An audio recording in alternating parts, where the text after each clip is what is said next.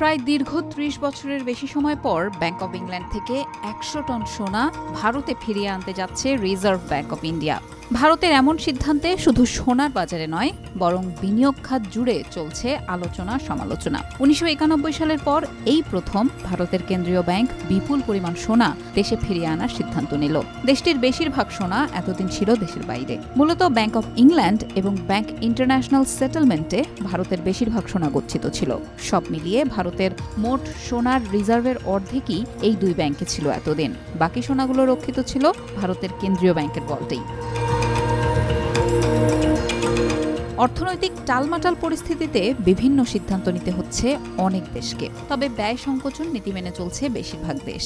এমন ঘটনা ঘটেছে ভারতের বেলায়ও। মূলত সোনা ভল্টে রাখার জন্য ব্যাংক অব ইংল্যান্ডকে বিপুল পরিমাণ অর্থ ভাড়া হিসেবে দিতে হয়। তা কমাতেই এই সিদ্ধান্ত নেওয়া হয়েছে বলে বিভিন্ন গণমাধ্যমের খবরে বলা হয়েছে।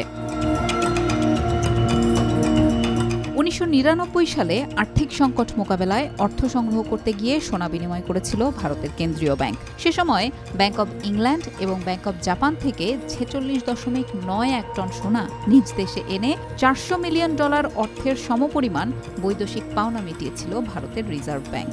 এরপর ২০০৯ সালে ভারতের কেন্দ্রীয় ব্যাংক আন্তর্জাতিক মুদ্রা তহবিলের কাছ থেকে ২০০ টন সোনা কিনেছিল।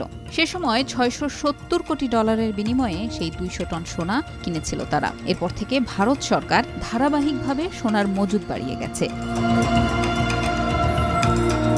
এদিকে ভারতের কেন্দ্রীয় ব্যাংকের বার্ষিক তথ্য উপাত্ত অনুসারে ২০২৪ সালের ৩১ মার্চ নাগাদ তাদের কাছে বৈদেশিক মুদ্রার বিনিময়ের অংশ হিসেবে ৮২২.১ টন সোনা ছিল।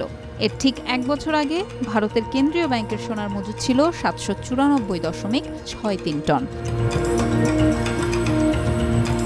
এদিকে ভারতের বৈদেশিক মুদ্রার রিজার্ভে সোনার হিস্সা ক্রমেই বাড়ছে। ২০২৩ সালের ডিসেম্বর মাসে ভারতের বৈদেশিক মুদ্রার রিজার্ভে সোনার পরিমাণ ছিল ৭.৭৫% এবং ২০২৪ সালের এপ্রিলের শেষ নাগাদ তা বেড়ে দাঁড়ায় ৮.৭%। ভারতের বেশিরভাগ সোনাই কেন্দ্রীয় ব্যাংকের মুম্বাই ও নাগপুর শাখার ভল্টে আছে।